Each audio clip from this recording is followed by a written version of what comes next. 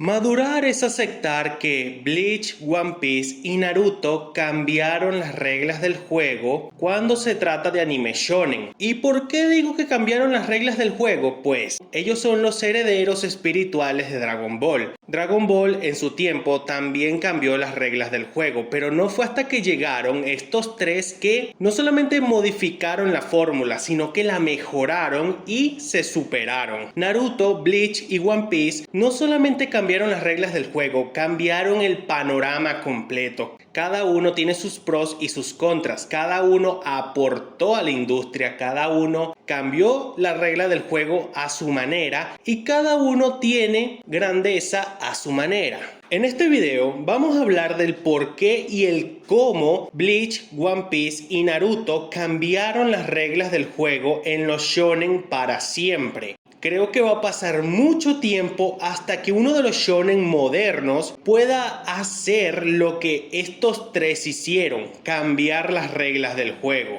Punto número 1. ¿Por qué cambiaron las reglas del juego? El pionero para el shonen moderno siempre ha sido Dragon Ball. Él fue el que puso, no el estándar, sino él propuso la fórmula que hay que seguir para hacer un gran shonen. Es decir, aventuras, peleas, personajes carismáticos, historias tristes, cosas así. Dragon Ball fue pionera y Dragon Ball fue quien marcó en su tiempo las reglas del juego, la fórmula ganadora. Pero no fue hasta que llegaron Bleach, One Piece y Naruto que no solamente agarraron la fórmula ya creada por Dragon Ball, la modificaron a su estilo y la impulsaron a un nuevo nivel. Cada uno a su manera utilizó la fórmula, la mejoró, la adaptó a su estilo y siguió adelante. Bleach tiene su propio estilo y su propia fórmula. One Piece tiene su propio estilo y su propia fórmula. Naruto también tiene su propio estilo y su propia fórmula. A pesar de que cada uno de estos tiene ciertas similitudes entre sí, porque claro, a pesar de mejorar la fórmula de Dragon Ball, cada uno se inspira de cierta forma en cosas que ya hizo Dragon Ball. El protagonista idiota, el rival serio, la protagonista femenina gritona y bullera, cosas así, o sea, Bulma, Vegeta, Goku son las bases de Luffy, Naruto y Ichigo, Ishida, Sasuke y Law, Nami, Sakura y Orihime, aunque bueno, Orihime no tanto, pero se entiende. Cambiaron las reglas del juego, cada uno utilizó la fórmula Dragon Ball, la adaptó a su estilo y mejoraron. Eso se nota cuando vemos que los shonen de la nueva generación, que fue la generación del 2010 en adelante, todos utilizan ya sea la fórmula hecha por Bleach, la fórmula hecha por Naruto, la fórmula hecha por One Piece, aunque claro, no a todos les sale copiar la fórmula ya preestablecida. Y es que muchos shonen últimamente me he dado cuenta que han utilizado la fórmula Naruto y es que a ellos no les sale, solamente a Naruto les resultó. Pero como tal, los shonen modernos utilizar la fórmula Naruto no les ha resultado muy bien, porque terminan habiendo bastantes atropellos más adelante. En cambio, otros que he visto que utilizan la fórmula de One Piece o la fórmula de Bleach, sí como que han hecho un poquito más de avance con su historia y no ha ido tan atropellada. Pero bueno, eso ya es historia para otro día. Punto número 2. ¿El grupo de protas o el trío de protas? Estos tres no fueron pioneros en crear un grupo de protagonistas o un trío de protagonistas, pero cuando hablamos de Japón como tal, ellos fueron los que popularizaron este tipo de escritura, o sea, utilizaron este estilo de grupito de protas, trío de protagonistas para crear la historia. Todos sabemos que en Naruto existen tres protagonistas, bueno, entre comillas, claro, porque lo único que importa es Sasuke. Están Naruto, Sasuke y Sakura, los que se suponían que era el trío principal, como Harry Potter, Ron y Hermione en Harry Potter, valga la redundancia. Después tenemos al grupito de protas, donde por ejemplo tenemos a Luffy con los Mugiwaras, Ichigo con su grupo de amigos y muchos otros shonen utilizan esta fórmula. El trío de protagonistas, el grupo de protagonistas. Y claro, este estilo conlleva hacer lo siguiente: o desarrollar nada más a la mitad del grupo o nada más enfocarte en el trío de protagonistas. Y hemos visto cómo esto funciona y también no funciona. Por ejemplo, en este trío de shonens tenemos al trío de Naruto, donde nada más importan importan Naruto y Sasuke. Y Sakura, bueno, existe y tiene salud. En el grupo de Ichigo sabemos que Ichigo, Uryu, Orihime, Renji y Rukia tienen mucho protagonismo. Chad queda un poquito opacado, pero él también está ahí más o menos en la línea. Y por último, cuando hablamos de los Mugiwaras, a ver, desde el inicio hasta más o menos la mitad presalto temporal, el protagonismo se mantenía en un estándar. Cada uno tenía un rol que hacer en algún arco, cada uno aportaba en una batalla, cada uno tenía su uno contra uno, o eran un personaje de apoyo para una lucha y así. Bueno, después del salto temporal las cosas cambiaron en One Piece, pero eso ya es cuestión de escritura de Oda, que mete muchos personajes y no sabe qué hacer con los principales. Pero bueno, eso ya también sería historia para otro día. El asunto es que el trío de protagonistas o el grupo de protagonistas como tal es un concepto que ya existía desde antes, pero fueron en Japón Bleach, One Piece y Naruto quienes popularizaron como tal este concepto. Punto número 3. La relevancia o la importancia que puedan tener personajes secundarios y terciarios. Personajes secundarios y terciarios siempre han existido en todo tipo de historias. Por ejemplo, los personajes secundarios tienen un rol casi protagónico de vez en cuando. Y los terciarios son personajes puntuales que tienen un rol que cumplir en cierto momento establecido. En Bleach, en One Piece y en Naruto existen personajes secundarios y terciarios que tienen un rol semi-principal o tienen un rol preestablecido para un momento preciso en un momento de la historia. Y las cosas como son. Existen estos dos tipos de personajes, pero quienes utilizaron mejor el concepto de personajes secundarios y terciarios, creo que para nadie sería una sorpresa que fueron Bleach y One Piece los que mejor supieron utilizar el concepto de personajes secundarios y los terciarios. En Naruto, a ver, existen muchos personajes interesantes, algunos que en teoría debieron ser principales se volvieron terciarios y muchos que debieron ser secundarios fueron personajes que ni siquiera llegaron a terciarios, sino que se convirtieron en simples NPCs. El hecho es de que el concepto como tal siempre ha existido, o sea, personajes secundarios con un rol semi-principal y personajes terciarios con roles preestablecidos y con un rol específico en un momento importante, siempre han existido. Pero como tal, en los shonen fueron estos tres los que popularizaron esta forma de hacer las cosas. Personajes secundarios con una historia bastante buena, con un desarrollo coherente al paso de la historia y que tienen su aporte importante dentro de la trama. Y están los personajes terciarios que aportan a su manera y tienen un rol preestablecido en algún momento importante de la historia, de un arco, para ayudar a desarrollar un personaje principal o secundario, etc. Existen muchas formas de utilizar a los personajes secundarios y a los terciarios. Claro, cuando hablamos de Bleach y One Piece, en Naruto es un caso de estudio. Punto número 4. ¿Un inicio lento o un inicio rápido?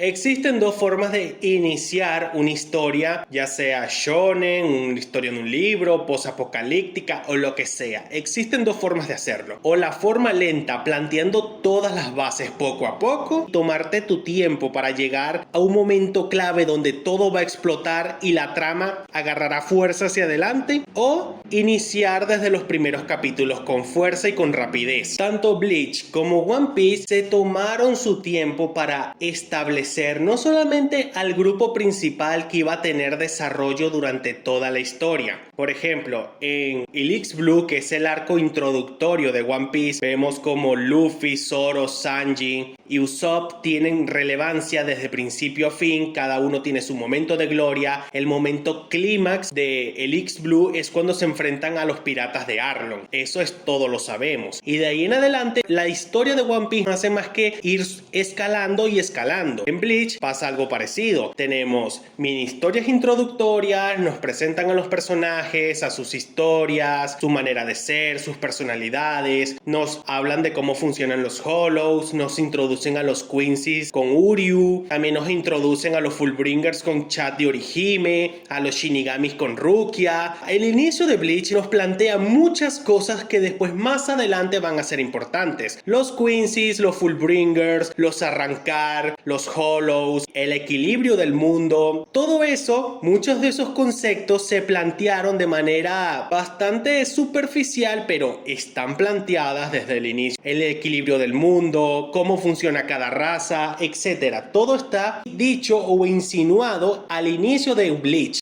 De la misma forma que One Piece insinúa muchas cosas en su inicio, y Naruto también hace lo mismo, también te insinúa muchas cosas al inicio, aunque después se olvida de ellas, pero detalle. Tanto Bleach como One Piece como Naruto utilizan la fórmula, ya sea ir lento o ir rápido, cada uno a su manera. Cada uno te plantea muchas cosas al inicio de manera superficial o con una mini explicación, pero el hecho es de que muchas cosas se plantean al inicio y después más adelante o se desarrollan, se olvidan o pasan a un segundo plano o quedan como un huevo de Pascua, etc. Existen muchas formas de iniciar una historia. Lenta, rápida, con su tiempo, explotar todo desde el inicio, tomarse su tiempo para explotar todo, etc. Los grupos de villanos y los grupos antagónicos. Tanto en Bleach como en One Piece como en Naruto existen grupos antagónicos. Los Akatsuki, los Ichibukais, los Espadas y los Stenritter. Bueno, en One Piece existen muchos grupos. Aparte de los Ichibukai también están los Yonkos, la Marina, el gobierno mundial, tripulaciones de los diferentes piratas, Ichibukais, Yonkos, etc.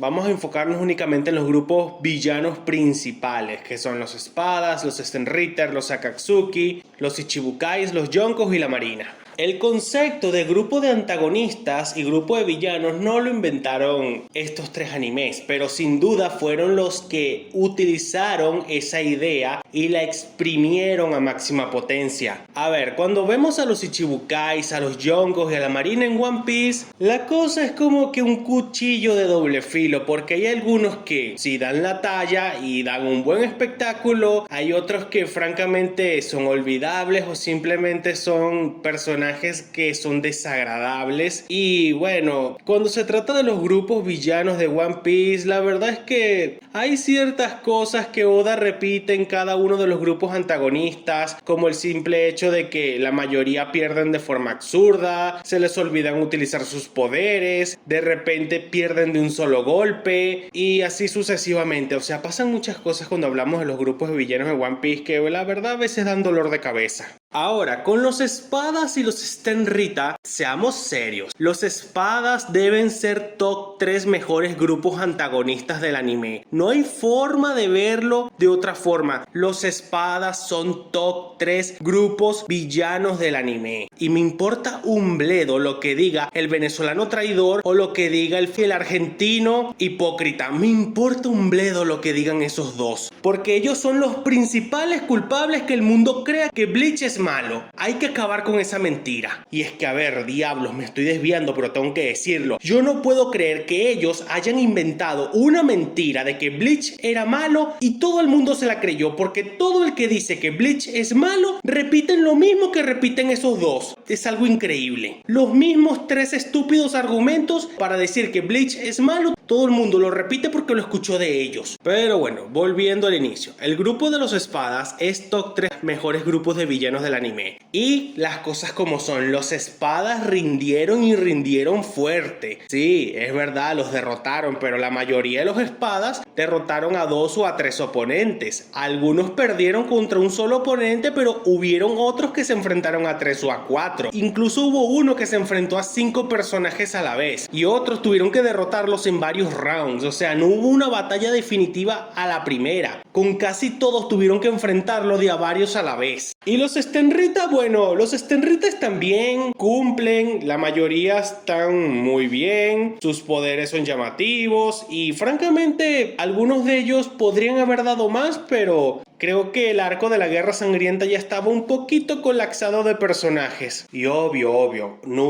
voy a olvidar a los Execution de Ginjo Kubo y Tsukishima. A ver, los Execution estaban bien en concepto, pero es innegable que a la mayoría de ellos les faltó un poquito más de desarrollo y debieron haber ciertas batallas que la verdad nos perdimos porque creo que medio apresuraron todo al final. Por ejemplo, en lugar de Rook Rukia contra Riruka debió haber sido Orihime contra Riruka. También, en lugar de Kenpachi contra Jiriko, debió haber sido Chad contra Jiriko. Y también la batalla de Byakuya contra Tsukishima debió haber sido Uryu contra Tsukishima. A ver, creo que estos combates debieron haberse dado contra los Execution. Y si hubiese ocurrido eso, los Execution no serían como el patito feo de los antagonistas de Bleach. Y ahora por último los Akatsuki. A ver, yo con este grupo de Akatsukis tengo un pequeño problema. Y es que como grupo como tal, la verdad es que los Akatsuki se desintegró más o menos como a la mitad de Shippuden. Y francamente que digan que no, que los Akatsuki son los mejores grupos de villanos que existen en el anime, la verdad es que eso es una mentira. Individualmente los Akatsuki están bien, pero eso es individualmente. Cuando hablamos de ellos como grupo, la verdad es que muy buenos no son, porque la verdad es que muchos de ellos en el arco donde aparecen son eliminados. Sasori, Kakuzu, Hidan, Pain, Conan, todos, absolutamente todos en el arco donde participan y tienen relevancia, los aniquilan. Incluso al fraude de Itachi también lo aniquilaron su arco. Yo no veo qué tienen este grupo de bueno, porque individualmente están bien, pero como grupos, o sea, nunca vimos la amenaza de Akatsuki como grupo. A diferencia de los grupos de villanos de One Piece, los Espada o los Stan Rita, los Akatsuki como grupo como tal nunca atacaron juntos. Atacaron por separado y los eliminaron por separado. Basta de la mentira, los Akatsuki nunca fueron un buen grupo de villanos. Por separado están bien, pero juntos nunca dieron la talla. Los villanos que hacen que todo tenga sentido. Un arco no es nada sin un buen villano. Por ejemplo, hablemos primero de Bleach. Los tres villanos de Bleach son Aizen, Ginjo Kubo y Yhwach. A ver, sin Aizen, todo lo que vimos tanto en la Sociedad de Almas como en la saga Rancor, las noches y la batalla de Karakura no habría tenido sentido, porque, o sea, todo lo movió Aizen. Aizen llevó años planeando, estudiando y analizando a todos y a cada uno de sus oponentes. Y es que, a ver, Aizen al final nunca le fue leal a los espadas. Él pretendía sacrificar a todos aquellos que tenían la posibilidad de enfrentarlo. Por ejemplo, ¿qué pasaría si los espadas y el Gotei 13 se unieran en contra de Aizen? Definitivamente lo iban a matar. Por lo tanto, Aizen tenía que hacer que todos aquellos que podían enfrentarlo y podrían derrotarlo se mataran entre sí. Aizen dominó siempre a todos. Aizen tenía estudiado a todos, él había analizado a todos y tenía a todos bajo su control. Después tenemos a Ginjo Kubo, que en el arco del agente perdido la verdad es que lo planeó muy bien. Su venganza hacia el Gotei 13 se faltó explorarla un poco, pero la verdad es que como tal Ginjo Kubo rindió muy bien como villano. Tsukishima como segundo villano del arco también lo hizo bien, pero la verdad es que bueno, las cosas como son, la gente no valora a Ginjo Kubo como debería. Ginjo Kubo lo hizo muy bien. Sí es verdad que faltó más explicación del por qué odiaba a la Sociedad de Almas, pero considerando que ellos son medio hipócritas, la verdad es que sí, Ginjo Kubo tiene sus razones para odiar al Gotei 13. Después tenemos a Yhwach, el tipo que quería destruir el balance de los tres mundos. Desde el inicio de Bleach se nos deja claro que el equilibrio del mundo existe por una razón. Por eso existen los segadores de almas, los hollows, los humanos, pero los Quincy's desequilibran el equilibrio del mundo. Los Quincy's exterminan las almas completamente, a diferencia de los segadores o los hollows, que al consumir o purificar almas no desequilibran el mundo, pero los Quincy sí lo hacen. Y Yhwach pretendía destruir el balance de los tres mundos. En eso es hablando únicamente de Bleach. Ahora hablemos de Naruto. A ver, los villanos de Naruto no tienen sentido. Al principio daba la impresión de que Orochimaru iba a ser el villano principal de la obra. Ok, está bien, Orochimaru en el arco de los exámenes Chunin puso a todo el mundo a temblar. Perfecto. El villano principal. Después llegamos a Shippuden y Orochimaru ya no era el villano principal, sino que pasó a ser los Akatsuki liderados por Pain. Ok, está bien, Pain como tal y en el concepto está excelente. Ah, no, Pain no resultó ser el líder de Akatsuki porque el líder en realidad era Tobi disfrazado de Madara, que estaba disfrazado de Obito. Como tal, Obito está rotísimo, así que está muy bien que él sea el villano final. Vamos a ver cómo lo derrotan. Ah, no, que Obito estaba trabajando para Madara. Ah, ok, ahora Madara es el villano final. Bueno, está bien, continuemos a ver qué pasa. Ah, no, Sexu Negro traicionó a Madara y revivió a Kaguya, un enemigo que en teoría es más débil, y ahora Madara fue desechado como basura y la villana final es alguien que no tenía nada que ver con los protagonistas. Los villanos de Naruto no tienen sentido. Fin de la discusión. Muy bien, ahora hablemos de los villanos de One Piece. A ver, cuando hablamos de villanos de One Piece, siempre vienen a la mente los mismos. Crocodile, Doflamingo, Teach, Akainu, Arlong. Villanos que en su respectivo arco le dieron sentido a todo. Arlong, en Arlong Park, tuvo todo el sentido del mundo, todo lo que hizo. Más adelante vimos su pasado y todo lo que ocurrió, todo lo que le hizo a Nami, en cierto modo retorcido, tiene una justificación. Crocodile en Arabasta tenía un objetivo, obtener a Plutón, y sabía o tenía la sospecha de que estaba en Arabasta, y la verdad es que todo hubiese sido un poquito más visionario como la gente lo pinta a ver, que el hecho de que Oda lo tenía todo planeado y tal. A ver, si Oda en verdad hubiera tenido todo planeado, hubiera hecho en voz en off, o sea que Robin le dijera a Crocodile la ubicación de Plutón sin decir nada al espectador, o sea que se oyera un silencio sepulcral y Crocodile dijera al final: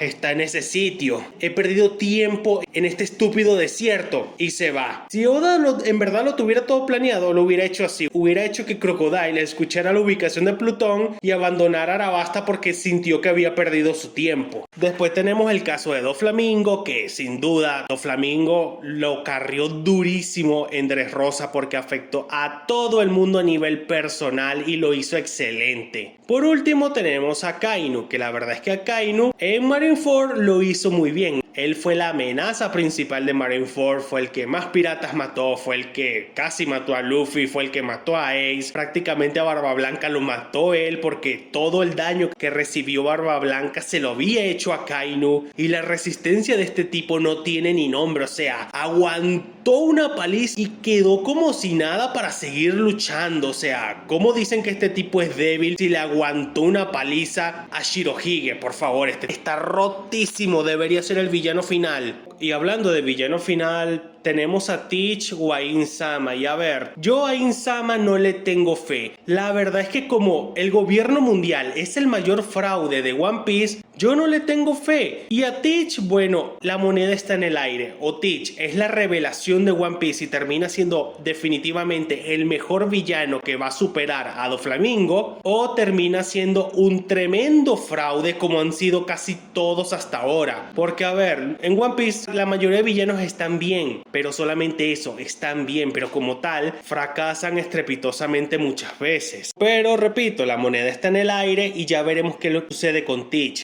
A In-sama yo no le tengo nada de fe porque el gobierno mundial desde el inicio de One Piece vive haciendo el ridículo y Oda ha hecho hasta lo imposible para que no te tomes en serio el gobierno mundial. ¿La escala de poder tiene sentido o pierde sentido al paso de la historia? A ver, en Bleach la escala de poder nunca pierde sentido, porque desde el inicio te hablan y te explican cómo funcionan los Shinigamis, los Arrancar, los Hollows, los Quincy's, los Fullbringers. Cada raza tiene sus pros y sus contras, cada raza tiene su manera de moverse rápido, tiene su poder especial, tiene su propia transformación, tiene su propia evolución. Cada raza de Bleach tiene sus pros y sus contras. Cada poder es diferente, cada poder puede ser algo súper roto o tal vez no sea la gran cosa. Pero una cosa es clara, la escala de poder de Bleach se mantiene a lo largo de la historia. Por ejemplo, muchos creen que los Stenrita son más fuertes que los espadas. Pero cuando hablamos de nivel como tal, los espadas, la gran mayoría se encuentran por encima de los Stenrita. Y los espadas tienen algunos movimientos, algunos gags y algunas cosas que los vuelven tan rotos que la verdad no hay forma que la mayoría de Stenrita los puedan derrotar. Y es que muchos de los espadas, o al menos los más poderosos, nunca perdieron en una batalla frontal, o no perdieron por fuerza bruta, perdieron por estrategia o por desilusión, traición. Hubieron formas distintas en las que los espadas fueron derrotados. Los Shinigamis tienen acceso al Shikai, al Bankai, a Kidos de alto nivel. Cada Bankai tiene un poder propio, una habilidad propia. Hay Bankais que son Bankai área y que afectan a todos sin importar si son aliados o enemigos. Hay muchas variables cuando hablamos de los niveles de poder de Bleach, porque el nivel se mantiene y la mayoría de personajes tienen un nivel parecido y todos pueden ir incrementando al paso de la historia su nivel de fuerza, poder espiritual, habilidades en Kido o en diferentes áreas. La escala de poder de Bleach se mantiene y todos los personajes van en una línea ascendente, nadie se queda atrás y la mayoría asciende en la escala.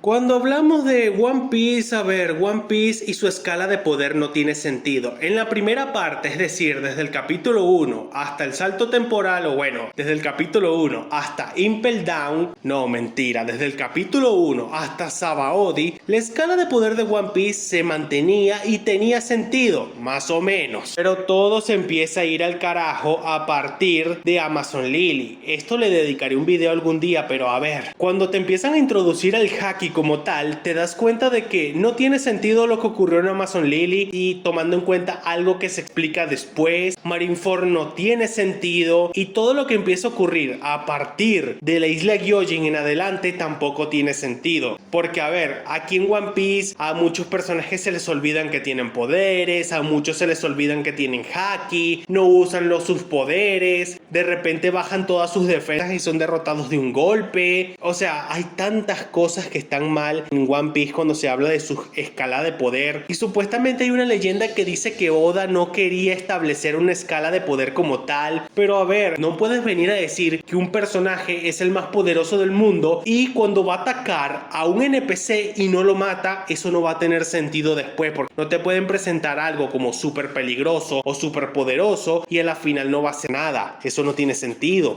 Y ahora Naruto, Naruto empezó bastante bien porque al principio el ingenio, la inteligencia y la estrategia superaban a la fuerza y al poder. Naruto, ok, está bien, eso lo vimos desde el capítulo 1 hasta el final pre-salto temporal. Cuando volvemos después de Shippuden, poco a poco las cosas empezaron a ir al carajo. No lo notas, pero a partir del arco del rescate del Kazekage, poco a poco las cosas empiezan a ir más y más al carajo. A ver, esto no se nota tanto en el rescate del Kazekage ni en el arco de Hidan y Kakuzu, pero se empieza a ver a partir de la batalla con Itachi. Ahí es cuando todo se empieza a ir al carajo. La escala de poder como tal alcanza su punto más alto en Naruto cuando llegamos al arco de Pain. Ese fue el tope total. Ahí fue el máximo nivel del escalado de poder de Naruto. Ese era el tope, lo máximo que un personaje podía llegar. Pero no, resultó que hay niveles más altos. Aún los personajes empiezan a destruir montañas y cosas raras, hacen ataques de Dragon Ball y nada tiene sentido. Y el resto de personajes solamente pueden quedarse viendo porque no pueden hacer nada. La estrategia se fue de sabático, al igual que la inteligencia. Y no, el escalado de poder de Naruto se desmantela al paso de la historia. La retrospectiva, ¿eleva una obra o la destruye completamente? Cuando hablamos de One Piece y vemos todo en retrospectiva, te das cuenta de dos cosas. La primera, Oda ha improvisado conforme a la marcha. Y lo más increíble es que le resultó. Ha improvisado a lo largo de todo One Piece y le ha resultado de manera increíble. De la misma forma que Bleach, porque tú llegas al final de Bleach y ves todo en retrospectiva y te darás cuenta de que todo lo que viste con Ichigo y su grupo, con los Shinigamis, con los Arrancar, con los Quincy's, con los Fullbringers, te darás cuenta de que todo tiene sentido. O sea, todo siempre te lo habían planteado desde el inicio. Todo tenía un porqué, nada ocurrió porque sí, casi todo tiene explicación. Todo está muy bien porque cuando ves a Bleach en retrospectiva te das cuenta de la obra tan increíble que es. Porque que Tite Kubo siempre se encargó de dejar las cosas claras. Nunca hizo explicaciones rebuscadas de cosas raras. Él te explicaba, esto ocurre porque así y esto pasa así. Y nunca te hacía una mega explicación de una cosa súper rara y rebuscada. Casi todas las explicaciones de Bleach, o casi todas las cosas que ocurren en Bleach, tienen una explicación. Se hablaron, se insinuaron, se mostraron. Cuando ves a Bleach en retrospectiva, te das cuenta de que muchas cosas ya se habían insinuado antes, ya se habían advertido antes y cosas así. La retrospectiva de Bleach es una maravilla, al igual que la de One Piece. Pero cuando hablamos de la retrospectiva de Naruto, la verdad es que, a ver, cuando ves la retrospectiva de Naruto chiquito, todo es simplemente cine. Naruto chiquito, desde el capítulo 1, cuando Naruto pinta el monte de los Hokage, hasta que Naruto se va de la aldea con Jiraiya para entrenar, todo eso es simplemente cine. Que en ese momento ves todo el recorrido que Naruto hizo desde el capítulo 1. Simplemente sientes una alegría, un orgullo en tu ser al ver ese momento tan épico. Pero cuando hablamos de Shippuden, la cosa se empieza a caer a pedazos, porque todo lo que fue planteado en la primera parte, en Shippuden poco a poco se fue dejando de lado, se le empezó a hacer la vista gorda a todo, te empiezan con la paja de que Itachi era bueno, que Itachi es un dios encarnado, que Itachi es el tipo más genial y estupendo del mundo, que los Uchiha son el centro del universo, todos los Uchiha son increíbles y tal. Pero cuando ves en retrospectiva muchas cosas, como que por ejemplo todo lo que tiene que ver con los Uchiha y la matanza Uchiha no tiene sentido, porque decir que los Uchiha eran unos marginales dentro de la aldea, pero nunca trataron a Sasuke como un marginado, sino como alguien de un clan prestigioso y respetado, pero nunca fue tratado como un marginado, como a Naruto, porque si en verdad los Uchiha fueran marginados, Sasuke debió haber recibido el mismo trato que Naruto, pero eso nunca fue así. El hecho de que Itachi supuestamente era bueno está mal ejecutado. ¿Cómo me van a venir a decir que Itachi es bueno si en su primera aparición torturó a Kakashi y torturó a Sasuke? O sea, ¿cómo esto va a hacer que me van a hacer creer que Itachi era bueno? Los metió a ambos en el Tsukuyomi. ¿En serio era necesario torturarlos si supuestamente Itachi era bueno? Nada de lo que tiene que ver con Itachi, los Uchiha, nada tiene sentido. Los villanos son los que le dan sentido a una historia, pero los villanos de Shippuden la verdad es que ni siquiera son villanos, son estúpidos todos. Pero bueno, en retrospectiva, cuando ves a Bleach y a One Piece, o sea, todo está bien, porque se nota que tanto Oda como Tite tenían una idea clara de lo que tenían que hacer y lo que iban a hacer. Pero cuando ves en retrospectiva a Naruto, te das cuenta de que el mangaka como que no tenía muy claro a dónde quería ir. Muy bien, hasta aquí el video de hoy. Si te gustó, dale like, suscríbete, deja un comentario, recomiéndame qué clase de videos te gustaría ver y nos estaremos viendo en un próximo video.